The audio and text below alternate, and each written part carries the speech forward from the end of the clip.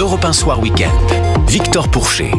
Il est 18h30, vous êtes bien dans Europe 1 Soir Week-end, de l'info, du débat. Le débat, on y vient, le grand remue-ménage à l'Assemblée nationale. Yaël Braun-Pivet, réélue présidente de l'hémicycle, elle peut remercier certains élus LR pour les vice-présidents.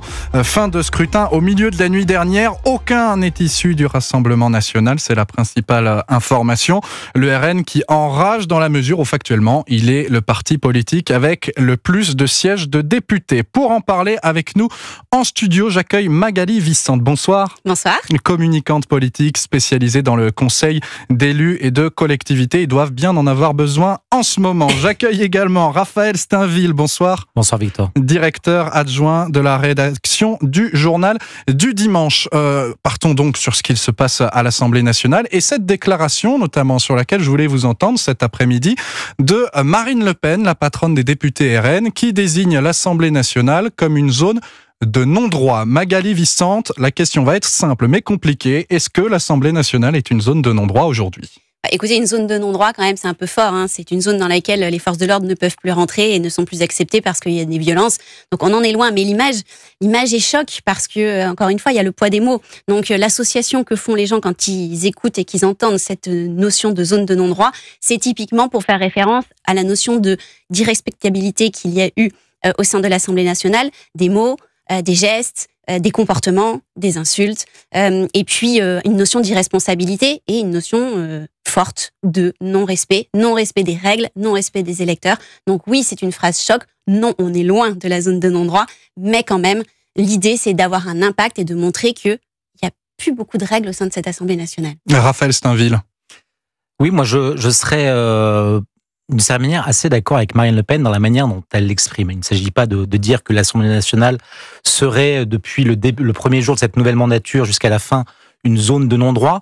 Le fait est que ce qui s'est passé ces dernières heures laisse apparaître une zone d'un autre droit, à tout le moins, puisque les députés ont décidé de s'asseoir sur le règlement intérieur qui prévoit que la répartition des postes à l'Assemblée nationale se fait à la proportionnelle du poids des groupes, et il n'en a pas été.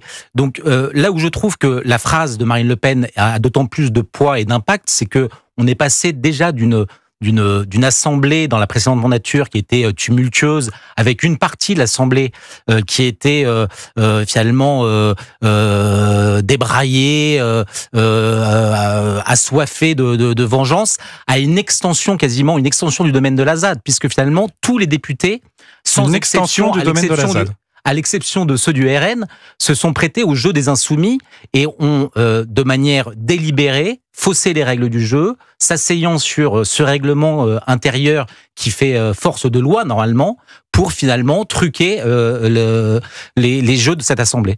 Il y a eu aussi une façon de faire référence au comportement de M. Delogu qui, en dehors du fait qu'il n'a pas serré la main... Oui, député insoumis, je le rappelle, qui au moment du vote a, comme dirons-nous, intimidé physiquement, en tout cas, c'est avancé de l'assesseur RN de ce vote. C'est ça, et du coup, derrière, quelles ont été les références ? On a dit qu'on était dans une cité, que c'était les racailles qui étaient revenus à l'Assemblée. Bon, il y a des mots très forts qu'on associe entre zone de non-droit et racailles. À un moment donné, il faut aussi faire attention aux mots qu'on emploie. Je pense qu'il est nécessaire d'avoir des mots forts pour montrer aux citoyens qu'il y a des choses qui ne sont pas respectées. Mais encore une fois, il y a des règles de droit, il y a des règles d'usage. Et c'est d'autant plus fort pour moi, cette notion de non-respect des règles d'usage, parce que ça va sur la notion de comportement et donc ce qui montre très très fortement qu'on a des députés qui sont incapables et qui seront incapables de se respecter, de travailler ensemble, de s'écouter. Et honnêtement, personne n'est en capacité de dire ce qui va se passer. On a eu une mandature précédente, effectivement, qui a été très violente, irrespectueuse. Et très honnêtement, moi, j'ai vraiment peur pour l'exercice de la démocratie à venir. Et on va y revenir. Raphaël Steinville, si les mots de Marine Le Pen sont à ce point forts, c'est peut-être aussi parce que c'est en réaction à un constat qui est assez implacable pour le Rassemblement national à l'issue de ces élections, c'est-à-dire que c'est 11 millions de voix pendant les législatives, mais que c'est aucun grand représentant dans ces institutions-là. Oui, c'est bien sûr que si la force de l'expression de Marine Le Pen est aussi impactante, c'est d'abord parce que elle doit constater l'échec du Rassemblement national à être représenté dans cette nouvelle assemblée à des postes clés. C'est un échec, c'est un affront, c'est une trahison démocratique, dans une certaine mesure. Souvenez-vous, dans la précédente mandature, le Rassemblement national, sans que ce n'ait posé de problème dans le déroulement des débats à l'Assemblée, avait obtenu 2 vice-présidences. Aujourd'hui, ils n'ont rien. Ils ne sont pas plus représentés pour les présidences de commission, encore moins avec les postes de questeurs ou les secrétaires de l'Assemblée. Et c'est là peut-être où on arrive à faire le lien et la boucle avec la première expression de Marine Le Pen. Parce que aujourd'hui, ceux qui vont délivrer les sanctions pour les députés qui le cas échéant, seraient fautifs d'actes qui seront répréhensibles, ce sont des députés de ce nouveau Front populaire qui sont majoritaires dans ce bureau, et donc il y a tout à craindre que ceux qui devraient être sanctionnés ne le soient jamais. Magali Vicente, je vous ai vu hocher de la tête avec véhémence. Oui, je confirme, parce qu'on n'en parle pas, c'est resté sous-jacent, mais c'est hyper important, parce que les sanctions, la présidence justement de cette commission sur les sanctions, quand je disais que je suis très inquiète sur l'avenir de cette assemblée, elle est là, la problématique. C'est que qu'est-ce qui va se passer? On sait très bien que dans la précédente mandature, ce sont les députés insoumis très largement qui ont été sanctionnés pour des prises de parole ou des comportements. Qu'est-ce qu'ils vont faire? Comment les règles de droit, les règles de comportement, les règles de respect vont être respectées, alors que même au sein de cette présidence de commission, on a des personnes qui incarnent le fait de ne pas les respecter au quotidien. Magali Vicente, je vous relance sur cet aspect. Tout à l'heure, vous m'avez dit, je suis assez inquiète pour la législature qui s'annonce et la manière dont on va faire suivre et faire progresser ces débats. Ces derniers jours, dans chaque camp, finalement, tout le monde s'accorde un peu en disant j'ai un peu honte de ce qui se passe dans l'Assemblée. Le spectacle qu'on offre est déplorable, et pourtant, on a l'impression que personne fait un pas vers l'autre et que personne n'essaye d'apaiser les choses, comme nous le disait juste avant Charles de Courson. Oui, je suis d'accord. Il y a une posture qui consiste à dire je suis triste de constater ce qui se passe, mais au-delà de ça, il y a un moment donné, il y a entre ce qu'on dit et ce qu'on fait. Donc c'est aujourd'hui, qu'est-ce que vous êtes en capacité de faire? Aujourd'hui, justement, on interviewait les députés du nouveau Front populaire et encore hier sur leur capacité justement à sortir de ce dogmatisme et de ce sectarisme pour dire maintenant, ok, on a revendiqué qu'on était les premiers, on voulait le poste de Premier ministre. Bon, c'est bon, il n'y aura pas d'évolution. Donc, qu'est-ce que vous faites? Est-ce que vous restez campé dans ces positions, ou est-ce que vous avez un peu plus de hauteur et vous êtes en capacité d'aller chercher au-delà pour exercer ce mandat dans l'intérêt de tous les Français? Parce que je le rappelle, il y a beaucoup, on utilise beaucoup aujourd'hui le terme d'élu de la République. Et moi, je voudrais qu'on revienne à cette notion. Un élu de la République, c'est la République dans sa globalité. Ce n'est pas du sectarisme d'électorat, c'est la République. Donc, ce serait bien que tous ces parlementaires prennent un peu de hauteur, ils rentrent chez eux, ils respirent un bon coup et ils se redemandent pourquoi ils sont là aujourd'hui, quel est le sens de leur engagement et comment ils peuvent répondre au mieux aux attentes des Français. Oui, parce que Raphaël Steinville, finalement, chacun dit il faut œuvrer pour les Français, il faut un petit peu chacun essayer de discuter pour faire avancer les choses, sauf que dès qu'il y a un camp qui rajoute ses voix à celui d'un autre pour faire élire telle ou telle figure, pour faire élire telle ou telle mesure, on lui jette l'opprobre immédiatement. Donc en fait, tout le monde veut le rassemblement et en même temps, tout le monde est prêt à rejeter la faute sur le premier qui tente un rassemblement? Alors d'abord, moi je pense que tout le monde ne veut pas le rassemblement. La première preuve de cela, c'est que de prime abord, les 143 députés du Rassemblement national et des amis de M. Ciotti sont déjà quasiment exclus du jeu démocratique de l'Assemblée, puisque personne ne veut travailler avec eux, personne ne veut de leur voix, et quand bien même ils voteraient pour quelqu'un, on l'a vu à l'occasion de cette distribution de postes, ces personnes s'interdisent de s'imaginer qu'ils ont pu être élus avec les voix du Rassemblement national. Ça, c'est la première chose. Après, la deuxième chose, c'est qu'on est dans une situation de blocage. D'un côté, vous avez la France insoumise qui, et vous l'avez rappelé, Magali, considère que son programme doit être appliqué sans qu'aucune virgule ne puisse être changée. C'était les fameux mots de Jean-Luc Mélenchon au soir du second tour de cette élection présidentielle. Et finalement, ils sont bloqués dans cette position sans jamais rien varier, comme s'ils voulaient finalement la rupture avec ceux qui seraient prêts à un effort de faire des compromis pour essayer d'élargir cette majorité qui est aujourd'hui, on l'a compris, toute relative et ne permet pas à ce bloc de gauche de pouvoir gouverner sans craindre une motion de censure. Et de l'autre côté, on a un bloc central qui hésite aujourd'hui entre essayer de parler, d'élargir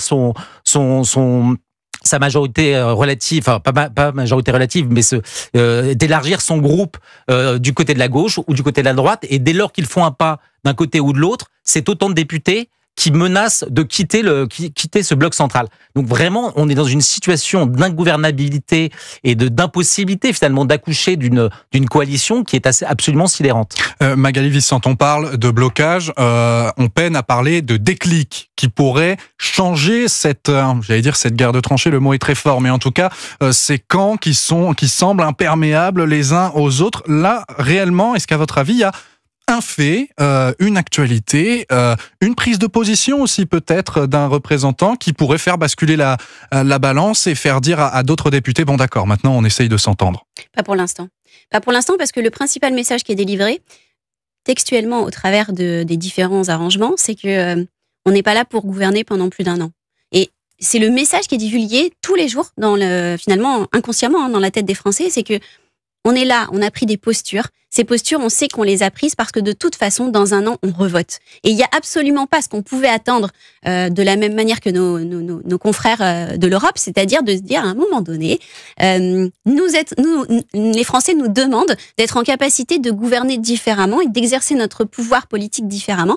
Peut-être qu'on devrait faire cet effort de travailler ensemble différemment et de sortir de ces postures politiques historiques. Raphaël Steinville. Oui, moi je pense qu'il y a une faute originelle, c'est qu'on parle beaucoup des partis, on parle beaucoup de l'Assemblée, mais il y a une faute originelle, c'est celle d'Emmanuel Macron, qui aujourd'hui, en tout cas dans sa lettre aux Français, fait reposer le poids de la responsabilité sur les partis politiques, chargés finalement de s'entendre pour pouvoir accoucher d'un nom qui pourrait être le prochain locataire de Matignon, mais c'est pas dans l'ordre des choses. C'est au président de nommer le Premier ministre, au Premier ministre d'essayer de composer un gouvernement, et ce gouvernement d'essayer de parvenir, sinon d'avoir une majorité absolue, d'avoir une majorité relative qui lui permette d'aller jusqu'au bout de son pacte législatif. Là, on a pris les choses à l'envers, et d'une certaine manière, c'est rendre impossible, puisque les partis, on le sait, ils sont dans des postures, ils sont incapables d'évoluer tel que la démocratie française existe. Nous, en tout cas, Français observateurs, vous dites, on le sait, est-ce qu'il y a certains politiques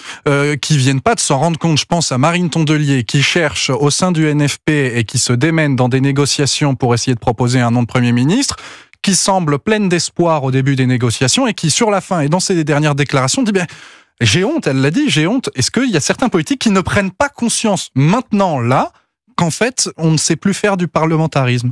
Oui, non, mais après, excusez-moi, mais ils ne se sont pas posés ce genre de questions quand ils ont scellé leur accord pour les législatives. Il y a un moment donné... Ils vous répondront qu'ils étaient dans l'urgence.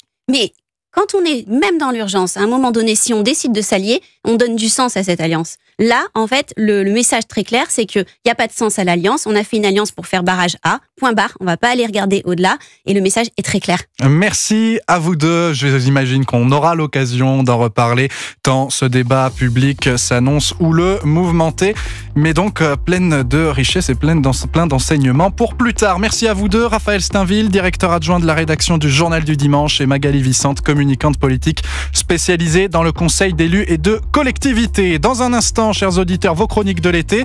Attention, avant-goût très court. On va parler cinéma, Mozart, camping et sécheresse. Ne bougez pas, on revient tout de suite.